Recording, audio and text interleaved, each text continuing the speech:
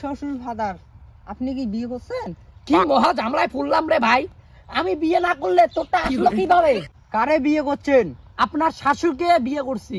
দেখো তো, ঘরে ঘরে বিয়ে করলেন না, অন্যটা বিয়ে করলে আর একটা বাদ তো আত্মীয়।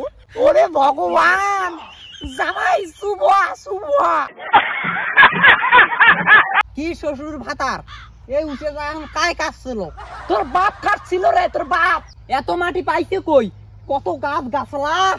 আমার না পিছন দিয়ে বিরিয়াইছি রে, ওই জন্য অত বড় উঁচে জায়গা হইছে। কি শ্বশুর মশাই, এত যে মাটি পিছন দিয়ে বীর করছেন, ঠিক এখন বিষয় নাই?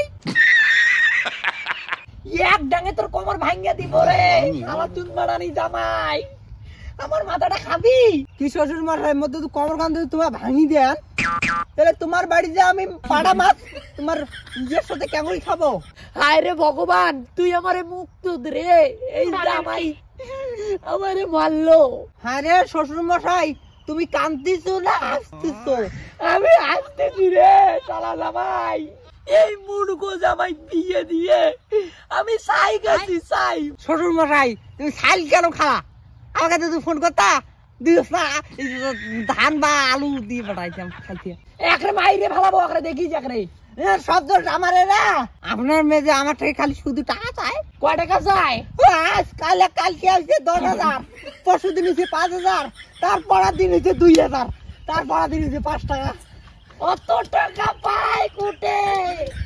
আমি জানি টাকা দিতে দিতে আমাকে ঝাঁঝরা করে ফেলাইলো। আমার মেয়ে অত টাকা দিয়ে করেটা কি? আমি কি জানি তোমার মেয়ে করতে যায় না যায়, আমাকে কি কয়া যায়?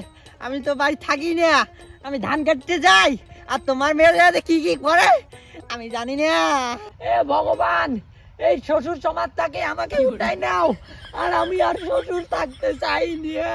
আর বিয়ে দেওয়ার আগে জামাই কানা না ভোদা না ল্যাংরা দেখে শুনে বিয়ে দিয়েন।